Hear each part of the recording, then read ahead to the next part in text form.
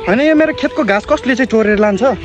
झन् त्यत्रो गाई पालन गर्नुपर्छ भनेर मान्छेले घाँस नकाटिकन लगेको साला कसले चोरेर लान्छ होला त्यो मान्छेले भेट्नुहोस् न मात्र म के गर्छु साला जहिले आउँछु यार यहाँको घाँस हुँदैन कहिले त्यहाँको घाँस हुँदैन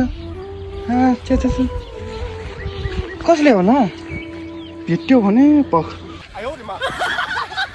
ल साउजी आयो कि क्या हो थाहा पायो कि क्या हो मार्छ अब ओइ को हो त्यो मेरो खेतमा घाँस काट्ने को हो साला